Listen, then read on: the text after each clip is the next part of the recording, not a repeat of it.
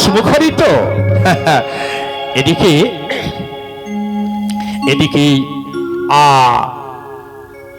হনুমান বলছে, বিভীষণকে ডেকে হনুমান বলছে যে দেখো বিভীষণ, রাবণ রাজা আর কাউকে যুদ্ধে পাঠাচ্ছে না। আমার মনে হয় যে লঙ্কায় সবাই বধ হয়েছে, কেউ আর নেই, রাবণ একা যা বেঁচে আছে, আর তুমি তো আমাদের সঙ্গেই আছো, হ্যাঁ, রাবণের ভাই হিসেবে, তো আর কেউ নেই যুদ্ধ করবার মতো। আমার মনে হয় রাজা রাবণ এবারে আমাদের প্রভু রামচন্দ্রের সঙ্গে ওই মিত্রতা বন্ধন করবে, মানে একটা সন্ধি স্থাপন করবে আর কি, একটা সমাধান করে নেবে, মা সীতাকে ফিরিয়ে দেবে, ভয় পেয়ে গেছে।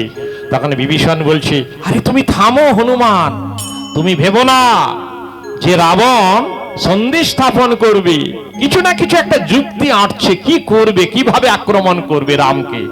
তো কি যুক্তি আঁটছে, একটু আমাকে সময় দাও, আমি এক্ষুনি। আরে থামো থামো থামো, যদিও তুমি ওই রাবণের ভাই, তবু তুমি এখন তার শত্রু, যেও না, দেখলেই খড়গাঘাতে তোমাকে একেবারে বধ করে দেবে, তুমি যেও না।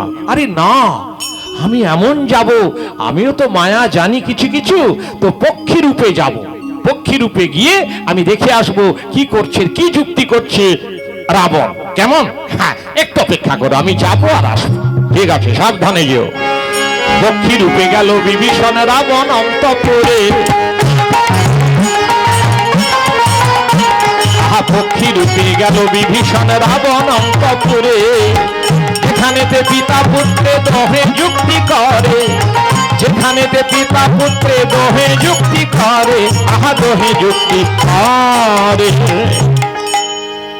দূর থেকে পক্ষী রূপে আড়াল থেকে দেখলো, বা কি বলছে শুনলো, ওই যে মহিরাবণ এসেছে পাতাল থেকে, তার পিতা রাবণকে কথা দিচ্ছে আজই মধ্যরাত্রিতে মায়া যুদ্ধের দ্বারায় অপহরণ করে রাম লক্ষ্মণকে নিয়ে যাবে পাতালে, ভদ্রকালীর কাছে দিবে নর বলি।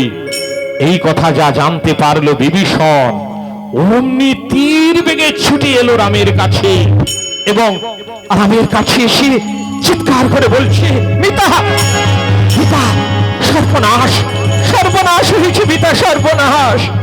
পিতা বিভীষণ, এই গেলে আবার এলে, কি সর্বনাশ হয়েছে, বলো বলো কি সর্বনাশ।